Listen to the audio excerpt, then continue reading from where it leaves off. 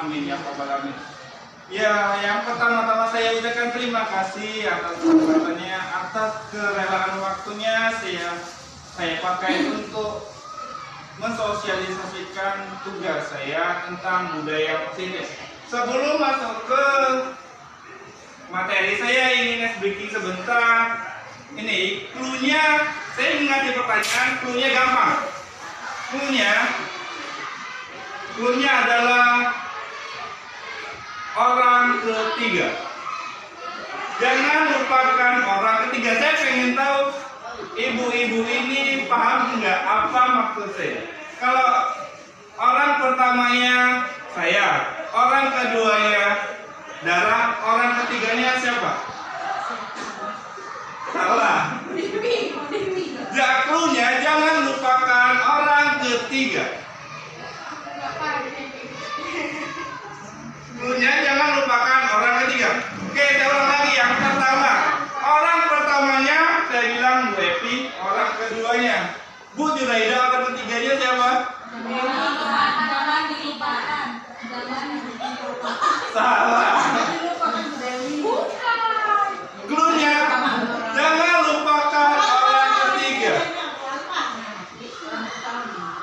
Orang pertamanya saya, orang keduanya Bu Sini, orang ketiganya Clue-nya jangan lupakan orang ketiga. Yang mana? Saya itu makan menyasar. Kan clue-nya jangan lupakan orang ketiga. Jika saya bilang orang pertamanya Bu Jenny, orang keduanya Bu Alfa, orang ketiganya Pendi, jangan lupa salah. sebutkan nama juga. Pak Pendi, banyak contoh satu. Oke, kita ganti kalau itu nggak paham. Ingat clue-nya, bumi itu bulat. Kita ganti breakingnya ya. Jika tadi nggak bisa, oke, clue-nya ingat, bumi itu bulat. Jika 1 itu 0, 2 itu 0, 0 itu 1, berapakah 10? 1. Benar. Oke, lanjut. Coba yang lain. Yang lain belum. Oke, yang lain belum nyambung ya. Oke. Kenyangan. Oke, kita ulang lagi. Jika 100 itu 2, 99 itu 2, berapakah 18? 2. Oke, yang lain? Sama. Yang paham hanya udah lewat. Oke, no. Saya nggak tahu itu mirip. Makanya kalau bawa di matematika dari paham. Saya tanya dulu ya. Yang sama satu frekuensi kita ya. Jika 1 adalah 0, 9 adalah 1, berapakah 12? 1. Jika 1 adalah 0, 9 adalah 1, berapakah 12? 1. 0. 0. Clue-nya tadi berapa? Clue-nya bumi itu bulat. Sampai tahu. Sumpah kali ya. Bumi itu bulat. Oke. Nanti kita akan ambil ini karena ibu-ibu ini masih pendaftaran dengan breaking ini. Jika 12 adalah 0, 16 adalah 1, berapakah 19? Terlagi udara ya. Udara. Pak tahu jawabannya. Berapa Bu Tini? Salah. Berapa Bu Evi? 1. Pak. Dia punya pelajaran Pak. Tunggu, kita ganti ya.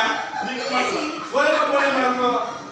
Jika 101 adalah 101 adalah 1, 102 adalah 1, berapakah 1000? Berapa Bu Dewi? Saya tahu ini clue-nya kan gampang. Clue-nya itu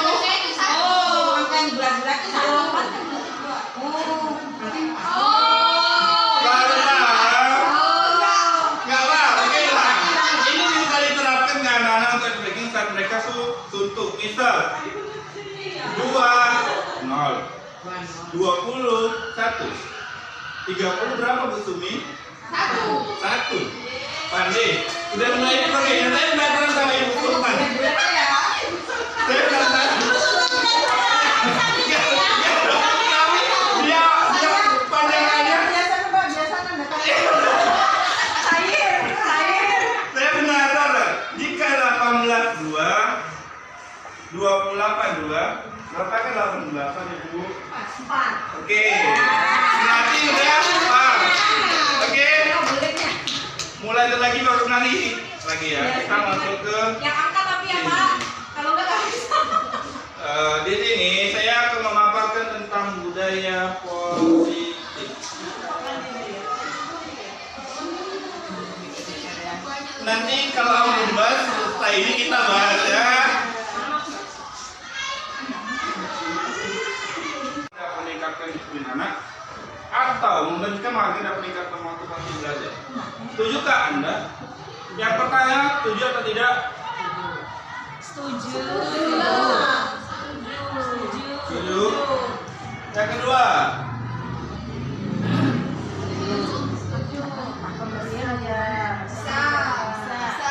Setuju berarti. Mereka setuju.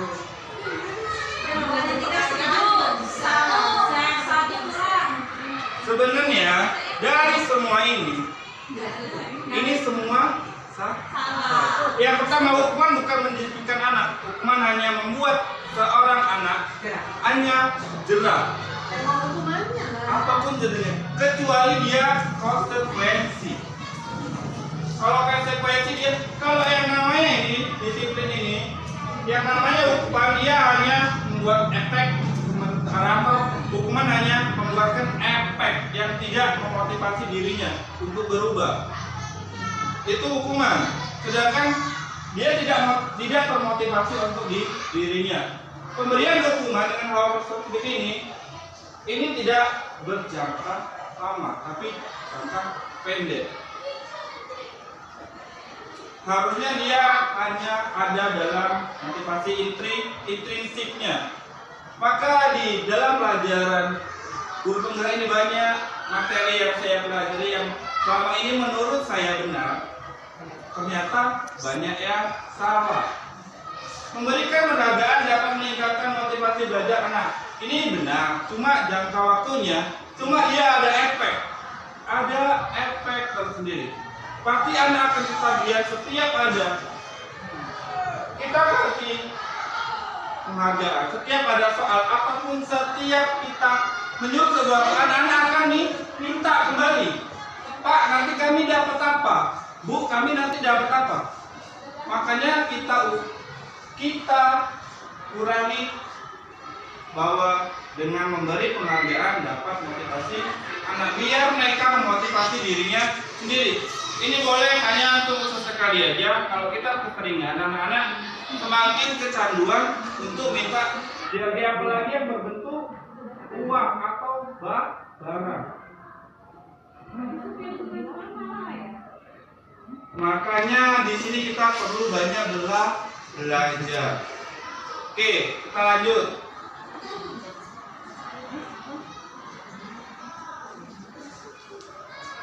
Kita cari yang gampang-gampang saja.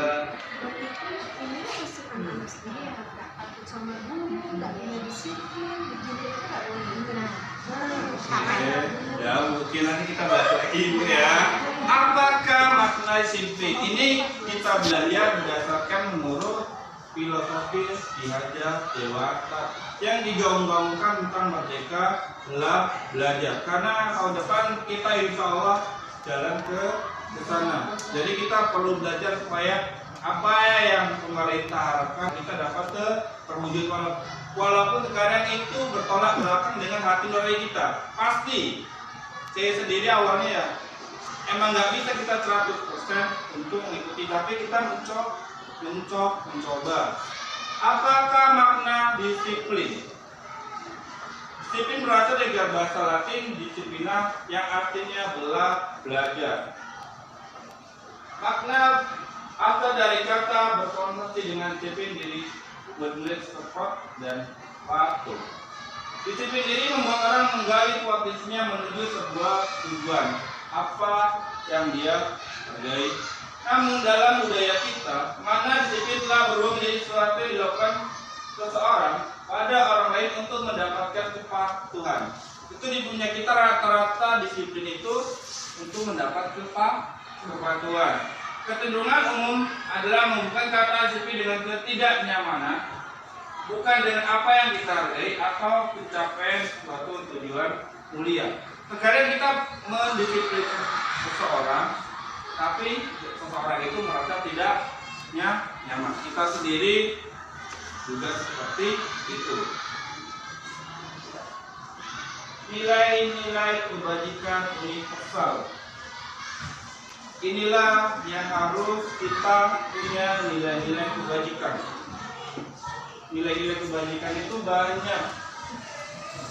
Nilai-nilai yang bernilai positif itulah nilai-nilai kebajikan. Di dalam kelas harusnya kita buat namanya kesepakatan kelas sehingga membentuk keyakinan kelas. Inilah yang diharapkan oleh Ki Hajar Dewantara yang kelak akan membuat mereka termotivasi untuk berubah secara sadar, bukan karena paksaan guru. Di sini kebalikannya kita ambil di P5, yaitu beriman dan bertakwa, mandiri, benar kritis, berpikir global, bergotong royong, kreatif. Masih banyak lagi. Kita bahas teori motivasi perilaku manusia. Manusia itu termotivasi satu untuk menghindari ketidaknyamanan atau hukuman. Itu namanya motivasi intrinsik. Apa yang akan terjadi apabila saya tidak melakukannya? Misal, saya kalau nggak kerja PRT dihukum. Itu namanya motivasi eksternal. Ada namanya untuk mendapatkan imbalan, biar saya nanti saya kerja ini nanti saya biar dapat kasih uang atau sebagainya. Itu namanya motivasi eksternal. Sedangkan motivasi internal, dia menghargai dirinya. Motivasi yang datang dari dirinya, saya belajar biar saya pandai, bukan untuk orang lain. Tapi itu susah membuat kita menerapkan ke anak. Makanya kita sebelum kita mengajari siswa, setidaknya kita harus belajar lebih dahulu. Merdeka menurut Ki Hajar Dewantara itu artinya tidak hanya terlepas dari perintah, akan tapi juga cakap buat memerintahkan diri sendiri. Itu menurut Ki Hajar Dewantara. Merdeka itu bukan artinya bebas, tapi dia sadar akan dirinya, dia di posisi mana. Nanti kita akan bahas namanya posisi kontrol. Posisi kontrol kita di mana sebagai seorang guru. Nanti di sini akan saya jabarkan sedikit.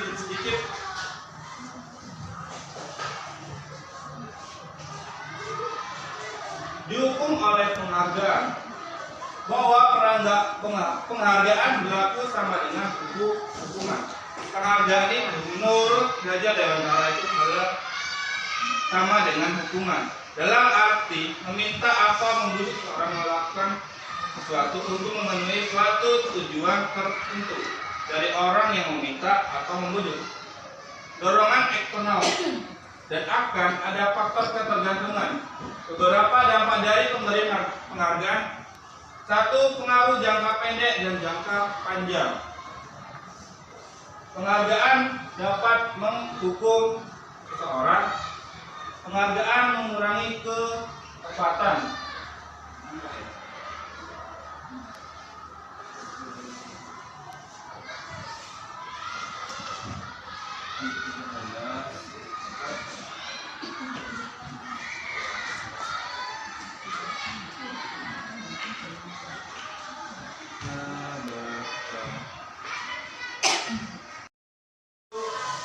Misalnya saya tidak akan terlambat karena terlambat ke sekolah.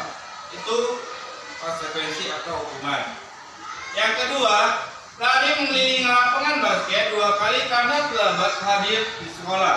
Itu hukuman atau konsekuensi. Yang ketiga, murid diminta untuk push up 15 kali karena tidak menggunakan masker ke sekolah, hukuman atau konsekuensi. Jadi kita di sini untuk bisa membedakan mana namanya konsekuensi dan hukuman. Kalau namanya hukuman biasa dia akan membekas pada siswa, sedangkan konsekuensi ya memang dia, oh ini punya dia, ini memang harus saya kerjakan karena dia telah melanggar. Gitu. Mengganti kertas tugas teman yang telah dicoret-coret itu hukuman atau konsekuensi. Yang ketiga, yang kelima, membersihkan tumpahan air di meja. Di meja tulis karena tersenggol pada saat belajar. Murid disuruh untuk menggunakan sepatu harian di sekolah karena tidak menggunakan sepatu hitam. Lari mengelilingi lapangan basket 2 kali karena terlambat 10 menit untuk pelajaran PJOK. Yang nomor 1 menurut ibu hukuman atau konsekuensi?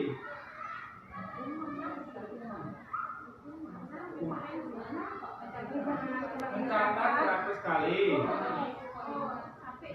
Dalam kalimat saya tidak akan terlambat. Hukuman atau konsekuensi?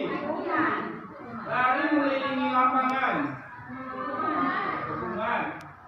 Murid diminta push-up mengganti kertas. Konsekuensi membersihkan tumpahan air. Murid disuruh mengenakan sepatu. Murid disuruh untuk melepaskan karena tidak menggunakan sepatu dia harus melepaskan sepatunya. Konsekuensi lari mengelilingi lapangan basket 2 kali karena terlambat, hukuman. Ya, makanya nomor 7, oke, konsekuensi. Oke, kita lihat dulu. Yang pertama hukuman. Karena dia telat itu nggak ada hubungannya dengan mencatat. Itu namanya hukuman. Hukuman itu nggak ada hubungannya dengan apa yang telah dilanggar. Ini basket karena telat. Ini nggak katakan hukuman sadar ya. Ini nggak ada hubungannya antara lari dengan telat. Yang ketiga, push up tidak menggunakan masker.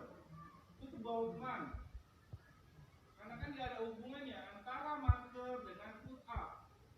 Sedangkan nomor 4 dan 5 itu benar konsekuensi. Karena kalau mengganti kertasnya itu emang harus dilakukan karena dia telah coret. Itu tanggung jawabnya. Membersihkan tumpahan air itu tanggung jawab.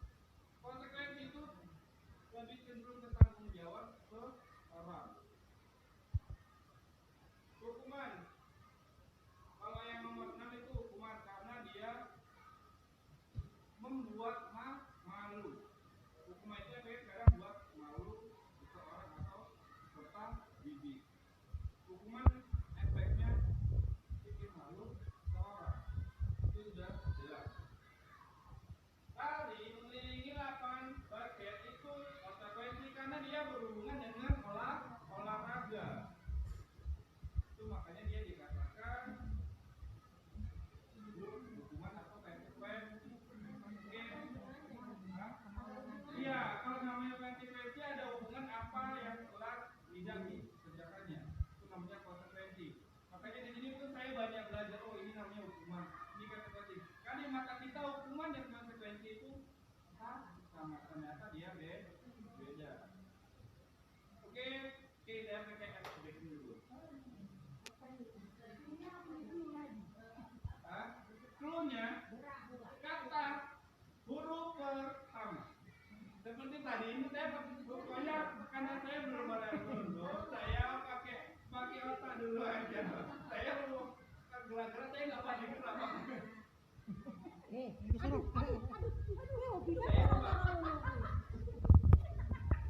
Kata huruf pertama. Saya huruf pertamanya S. Domaida huruf pertamanya D. Kalau Juraida huruf pertamanya salah. D. Kurang. Apa bu? K. Oke.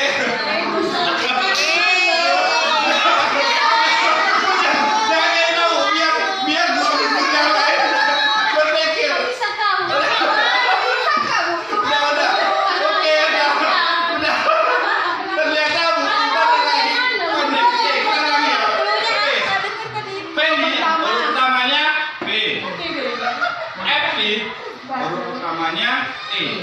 Bu Tumi huruf pertamanya Eh.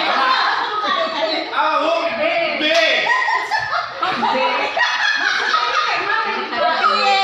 Oke.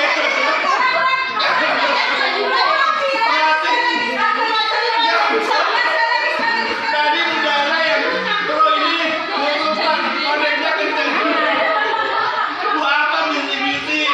Bu apa misi-misi? Oke, saya datang dengan Bu Evi memang betul.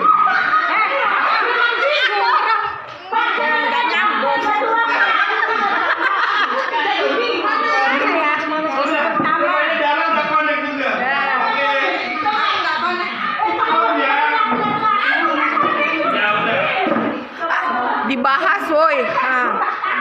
Semarang huruf pertamanya Mani huruf pertamanya Mani huruf pertamanya Kota Medan huruf pertamanya salah.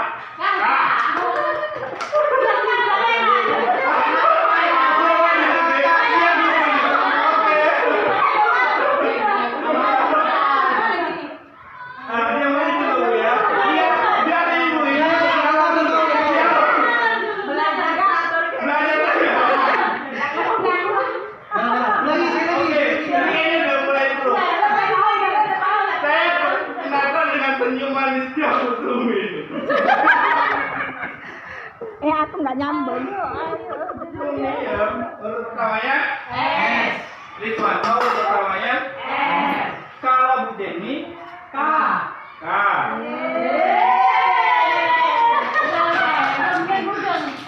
Bu apa masih geleng-geleng? Oke, sekali lagi ya. Jangan buat apa aja, Bu Dewi. Orang ketiga. Kembali dulu ya, sekali lagi. Dewi, huruf pertamanya D. Epi huruf pertamanya Jika apa? J.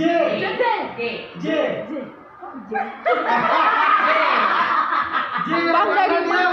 Jika. Oke, nah, benar nggak tuh? Intinya apa yang diucapkan? Oh, jangan Enggak, Bude. Coba. Sekali lagi. Pranita huruf pertamanya R. Mara Mulia huruf pertamanya Pak Fendi huruf pertamanya R. Ini oh iya, Pak. karena saya gunakan data Oh, alah. Oke, Ya. ini paling gampang sama tadi tuntutan dengan gampangnya tuh. Orang ketiga. Boleh, oke. Kambing huruf pertamanya jerapah huruf pertamanya J. kucing huruf pertamanya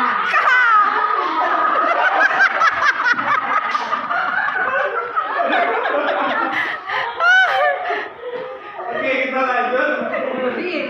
Ponakan Facebook ada di pasir. Ini dia perbedaan hukuman dan konsekuensi. Hukuman adalah sesuatu yang menyakitkan, harus terjadi. Sesuatu yang menyakitkan itu suatu hukuman. Sedangkan konsekuensi itulah sesuatu yang harus terjadi karena dia melakukan pelanggaran. Hukuman membuat anak sakit, fisik maupun hati untuk jangka waktu yang lama. Biasa dia ada bekas. Sedangkan konsekuensi membuat anak merasa tidak nyaman dalam jangka waktu pendek. Dia tidak menjadi beban. Anak membenci kedisiplinan. Kalau hukuman itu membuat anak membenci kedisiplinan, sedangkan konsekuensi anak akan menghargai namanya disiplin. Hukuman itu adalah paksaan. Kalau itu hukuman karena dia terpaksa. Kalau konsekuensi itu karena adalah stimulus dan tanggapan. Hukuman menurut anak akan menyakiti diri sendiri. Konsekuensi menurut anak agar mudah menyesuaikan diri.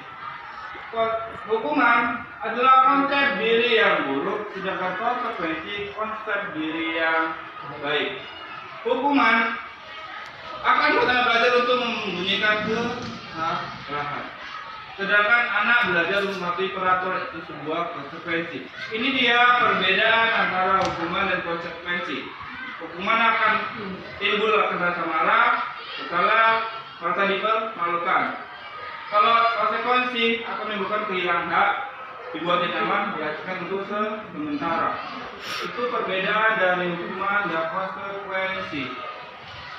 Setidaknya kita belajar untuk tidak menghukum tapi memberi konsekuensi kepada anak. Itu yang diharapkan oleh Ki Hajar Dewantara, hingga kita harus ikut kurikulum Merdeka. Kalau matanya diketapai guru itu macam-macam. Itu yang membuat kita tanda tanya. Diberi kebebasan yang ada, itulah yang membuat adanya HAM. HAM itulah yang membuat HAM yang membuat kita menjadi seperti terpenjara. Kita tidak bisa melakukan ada HAM. Dulu tidak ada berlaku HAM, tidak ada namanya hukuman kepada guru. Ini dia restitusi. Sebetulnya yang harus kita miliki adalah restitusi. Restitusi adalah proses menciptakan kondisi bagi murid untuk memperbaiki kesalahan mereka, sehingga mereka bisa kembali pada kelompok mereka dengan karakter yang lebih kuat.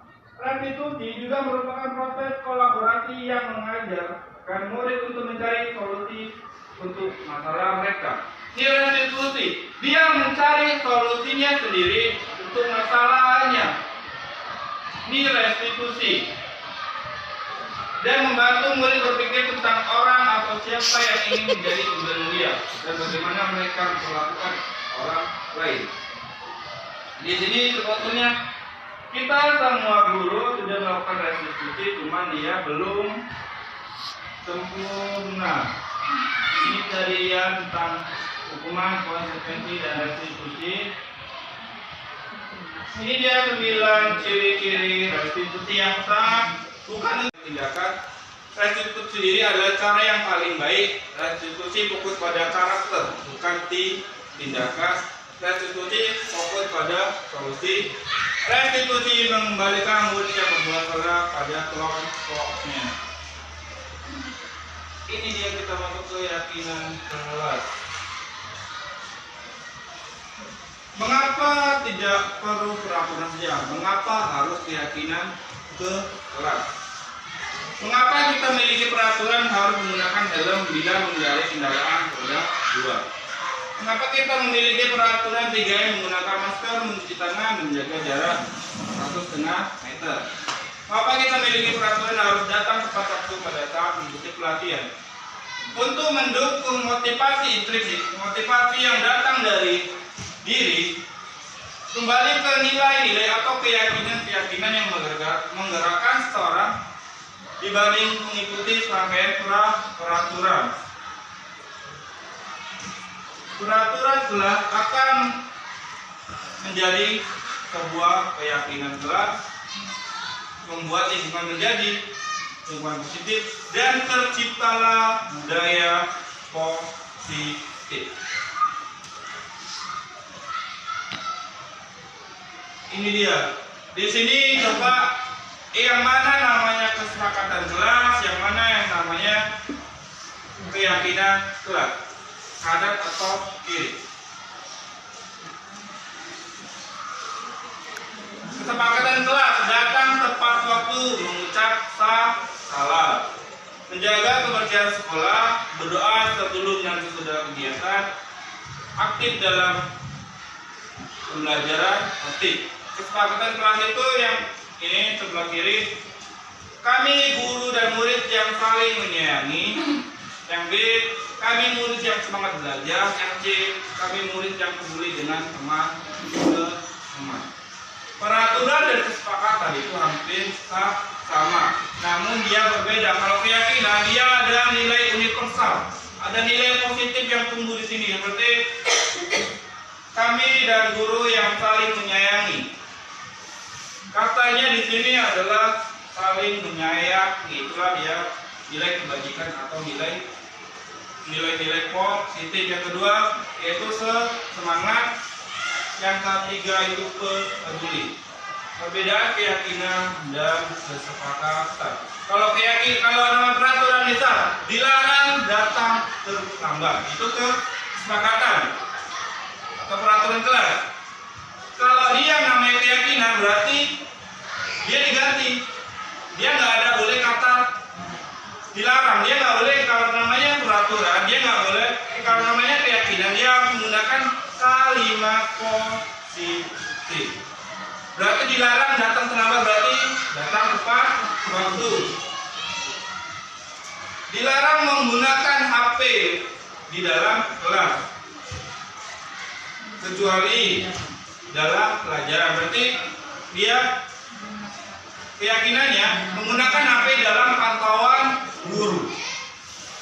Itu dia perbedaan antara keyakinan dan peraturan. Kalau keyakinan dia menggunakan kalimat positif, kalau peraturan menggunakan kalimat negatif. Ini supaya info panjang. Orang ketiga. Udara banyak penonton dengan orang ketiga. Dia akan sama dengan grup yang tadi.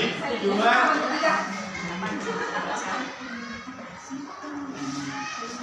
ini peraturan. Isinya peraturan selalu mengembalikan buku ke tempatnya. Keyakinan kelasnya apa? Keyakinan kelasnya biar intinya kata kalimat positifnya apa? Dilarang mengganggu orang lain.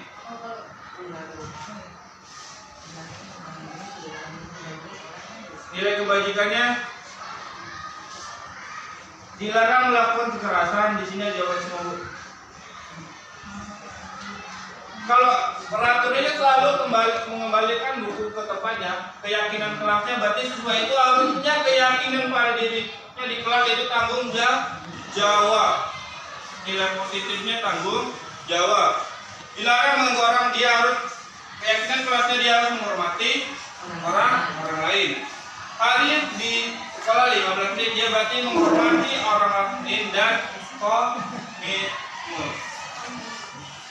Dilarang menggunakan narkoba, itu keyakinan kelasnya berarti kesehatan hidup.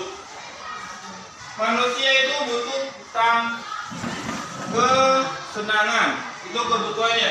Manusia itu butuh kasih sayang dan rasa diterima. Manusia itu butuh penguatan, butuh pengakuan. Aku ini adalah bla bla bla. Aku ini itu namanya pengakuan. Manusia itu butuh kebebasan. Inilah 5 kebutuhan dasar manusia yang memang harus dipenuhi. Kalau manusia itu suka, misal di kelas, kalau dia tidak mau belajar berarti yang dibutuhkan apa? Kesenangan atau kebebasan. Siswa itu kadang butuh kesenangan dan kebebasan. Makanya kita wajib memahami karakter siswa, apa yang dibutuhkannya. Selanjutnya, posisi kontrol. Ini posisi kontrol kita. 1 sebagai penghukum, pembuat rasa bersalah, sebagai teman, sebagai pemantau, atau sebagai manajer. Di manakah posisi kita saat ini? Kalau saya nggak pernah sampai sini. Saya biasa paling kalau nggak ini penghukum, guru membuat atau mengkaji, menunjuk. Itu misalnya, kalau guru berkata misalnya kalau kamu tidak melakukannya, awas ya, nanti tahu rasanya. Itu namanya penghukum. Kalau pembuat rasa bersalah, perkataan guru itu seperti kamu seharusnya kamu sudah tahu, ibu lelah sekali mengatakannya. Dia membuat merasa bersalah, setidaknya kamu harusnya sudah tahu. kamu ini salah, itu membuat rasa bersalah. Sedangkan sebagai teman, ayolah lakukan ini demi ibu.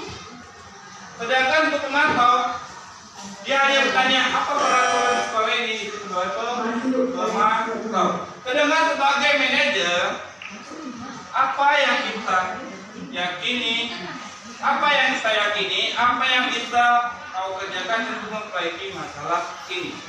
Kalau di sini kalau bisa kita diarahkan sampai di sini, sampai manajer. Kita tidak menghukum siswa, kita tidak membuat dia bersalah, tapi kita menemukan solusi. Kita tidak menyudutkan siswa. Tapi untuk kesini kita butuh proses.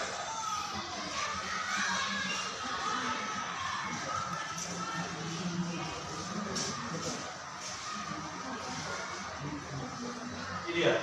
Kita masuk ke segitiga restitusi. Inilah kalau kita udah sampai manajer, setidaknya kita sampai ke segitiga restitusi. Dalam segitiga restitusi itu ada 3 tahap. Yang pertama, menstabilkan identitas. Dengan setiap orang pasti pernah melakukan kesalahan. Dengan ini kalimat-kalimat yang biasa muncul saat kita menstabilkan identitas masalah siswa. Kamu bukan satu-satunya yang pernah melakukan ini. Saya juga pernah. Itu menstabilkan identitas.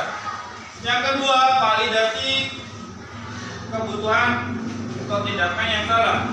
Kamu tentu punya alasan melakukan hal ini. Adakah cara yang lebih efektif atau yang lebih baik daripada kamu melakukan hal ini? Itu namanya memvalidasi.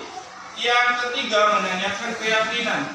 Nilai-nilai apa yang telah kita sepakati dan nilai apa yang telah kamu langgar. Sebetulnya kita sudah melakukan ini, mungkin kita tidak tahu kalau yang kita lakukan namanya restitusi dan tidak sempurna. Karena saya sendiri yang tidak sempurna, pasti saya ujung-ujungnya agak sedikit marah. Karena kalau kita tidak menggunakan segitiga ini, kita tidak marah, tapi kita mencari solusi bagaimana siswa itu harus menyelesaikan masalahnya sendiri.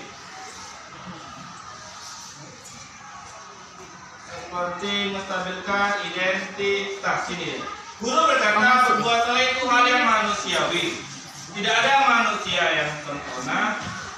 Bapak Ibu juga bersalah. Kita pasti bisa menyelesaikan permasalahan ini.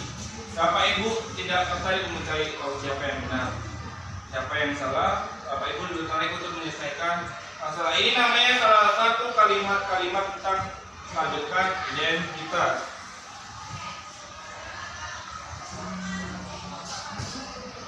Validasi kebutuhan siswa, membantu murid mengenali apa basic kebutuhan dasar yang ingin dipenuhinya.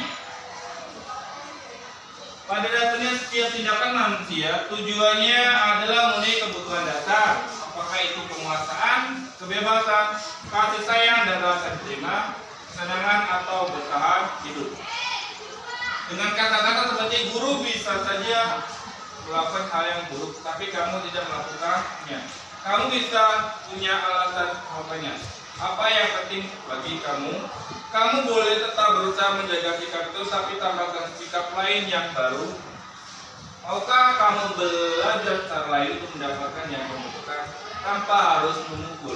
Apakah kamu bisa melakukan dengan lebih baik besok lagi?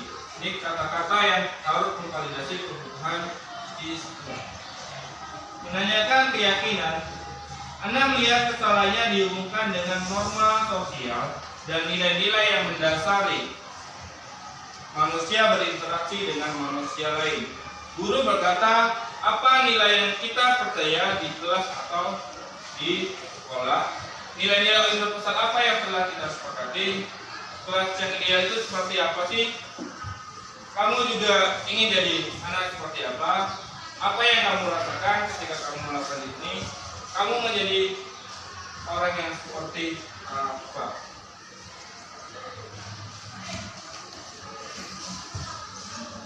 Oke, demikianlah pemaparan dari saya yang menurut saya sudah menyita waktu ibu-ibu semua. Maka jika ada salah-salah kata, orang ketiga tambah udara ya. Udara masih penasaran dengan kata. Udara penasaran dengan orang tua. Sementara ibu yang belakang, saya udah pusing mikirkannya. Sekali lagi saya ucapkan terima kasih atas kesempatannya, atas waktunya yang akan membantu saya dalam proses pengembangan diri saya, dan insya Allah saya akan imbaskan ke sekolah kita agar sekolah kita lebih baik dari sekarang. Sekali lagi saya ucapkan terima kasih dan saya tutup dengan wabillahi taufiq wal hidayah. Assalamualaikum warahmatullahi wabarakatuh.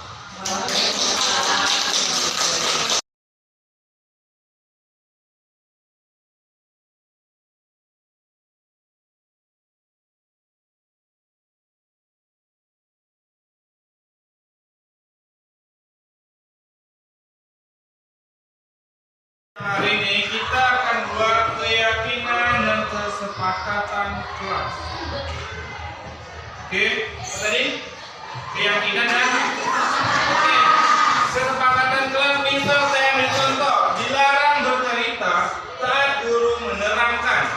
Oke, itu kesepakatan kelas kita, betul? Oke. Saat permisi harap izin kepada guru. Oke, itu kalau contoh dari kesepakatan kelas. Dan saya minta sama kalian, satu orang menggambar atau menuliskan satu yang namanya keyakinan kelas. Keyakinan sama kesepakatan itu beda. Keyakinan kelas itu adalah nilai positif yang akan kita tanamkan pada diri sendiri. Misal, dilarang datang terlambat. Berarti keyakinan kelas yang kita tulis apa? Kalimat positifnya apa? Tepat waktu. Misal, dilarang berkata kotor. Berarti setiap siswa, kalian tulis, kalian imajinasikan keyakinan kalian tentang kelas. Saya gas ini nanti kita tempelkan di sini. Setiap siswa menulis satu keyakinan kelas. Nggak boleh beda.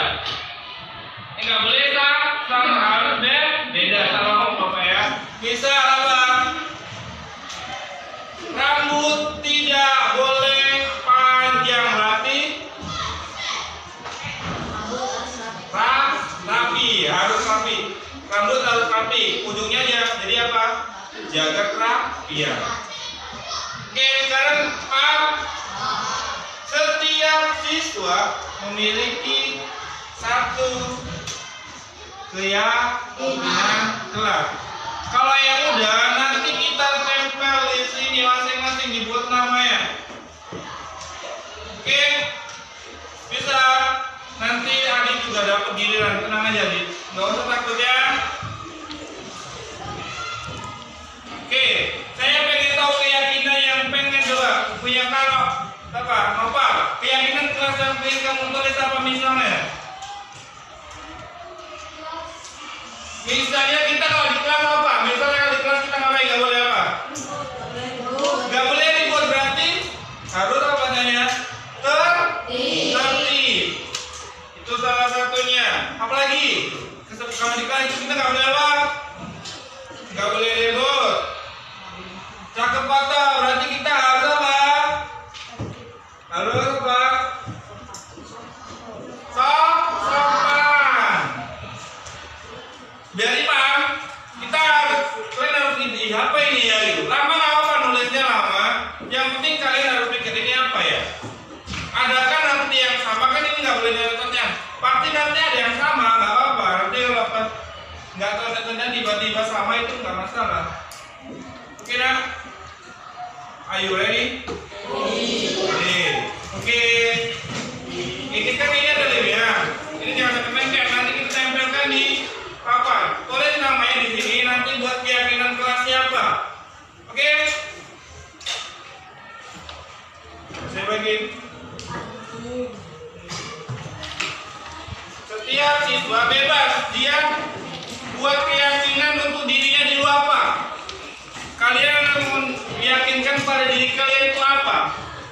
Siswa yang mana? Satu, boleh nanti rapi, disiplin, tepat waktu. Kalau nggak boleh buang sampah sembarangan, berarti apa namanya? Kalau dia nggak boleh buang sampah sembarangan, dia apa? Hah? Jaga kebersihan deh. Beda-beda ya, biar warna.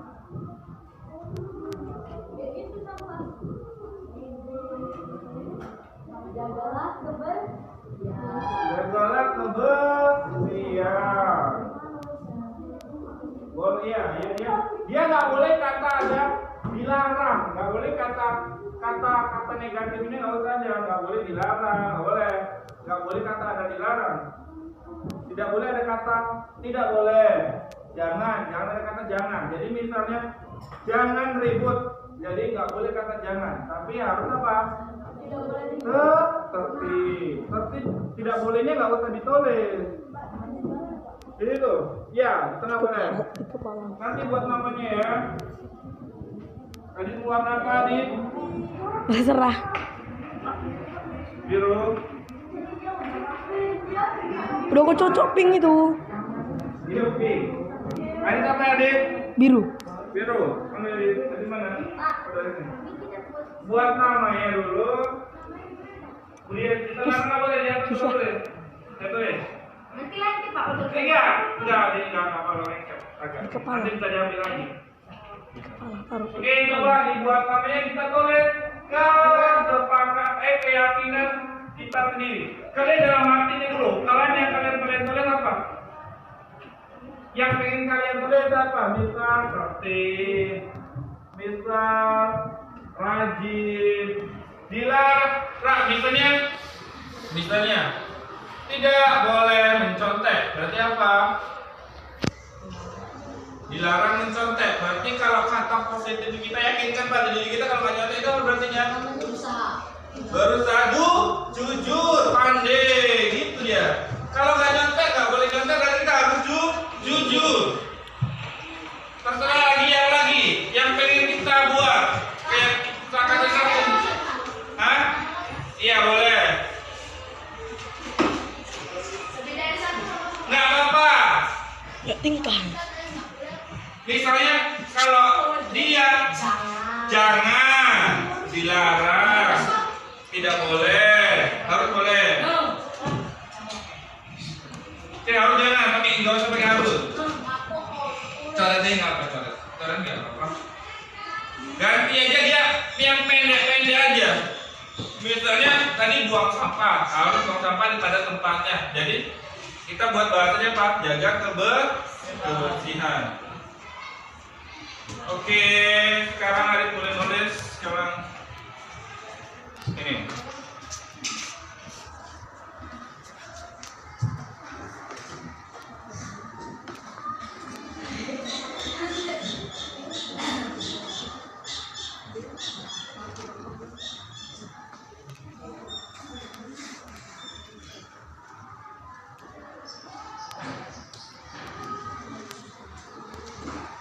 Keyakinan ini menurut kalian masing-masing.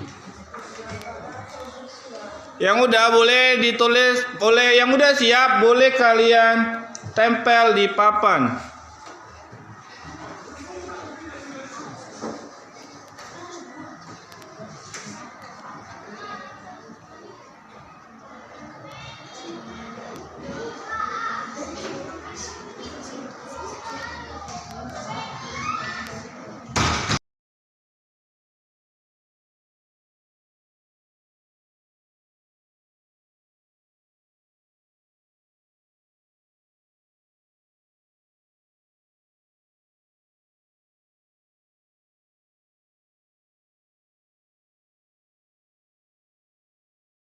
Bu, tadi saya dapat laporan dari ketua kelas, katanya kamu baru bertengkar ya?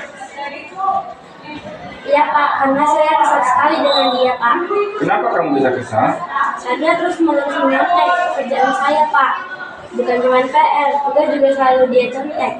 Wajarlah jika kamu marah. Seandainya saya di posisi kamu, saya pasti akan melakukan hal yang sama. Lalu, tindakan apa yang telah kamu lakukan terhadap Satria? Saya marah-marah Pak, lalu tanpa sengaja saya memukul bedanya Pak. Oh begitu, kamu pasti melakukan itu ada alasannya bukan? Iyalah Pak, masa iya saya diam aja? Saya kan sudah susah payah mengerjakan karya. Masa dia dengan mudah tinggal mencontek tanpa mau berusaha sendiri? Wajarlah jika kamu marah karena kamu tidak rela jika pekerjaanmu dengan mudah dicontek oleh Satria. Wajarlah jika kamu marah karena kamu tidak rela karena pekerjaanmu dicontek dengan Satria. Bapak sangat menghargai tindakanmu. Setidaknya kamu tidak melakukan hal yang lebih dari itu, misalnya memukul atau lebih dari itu. Coba sekarang kita pikirkan, apakah tindakanmu sesuai dengan keyakinan kelas kita? Tidak Pak, Menurut kamu, keyakinan kelas apa yang sudah kamu langgar? saling menghormati antar teman. Iya betul.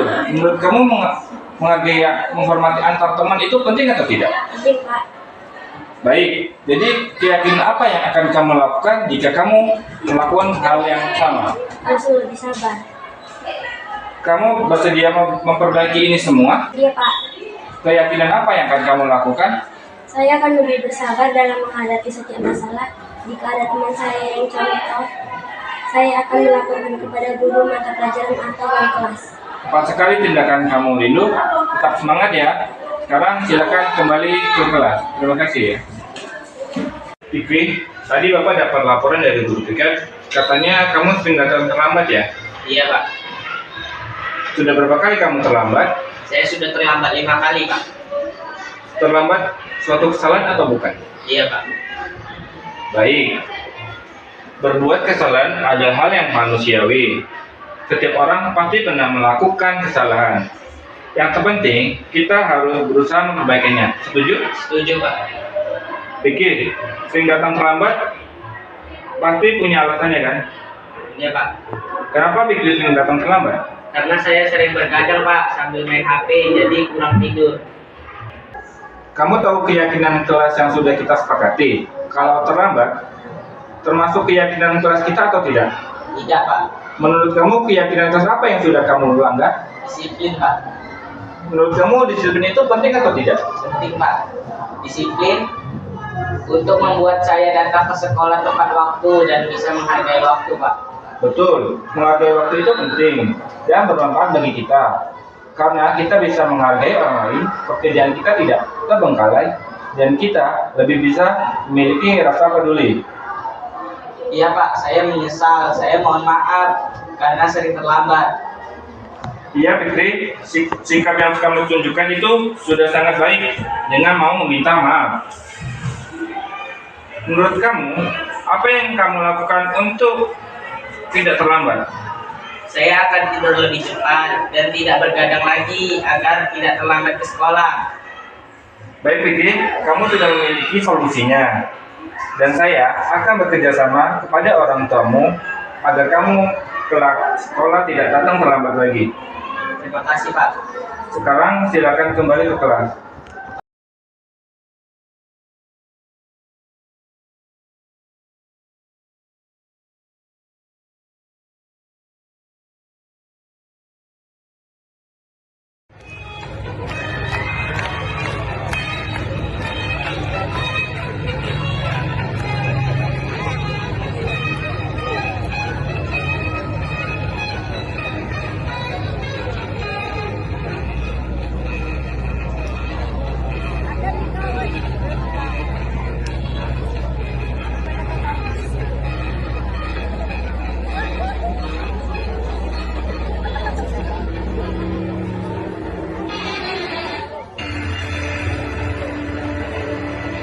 Indonesia is the most beautiful land in the universe. The land where we live. A nation where we grew up. So many countless that live together in peace. Many times treasures. With independence under control. Indonesia is no territory. Indonesia is a wonderland.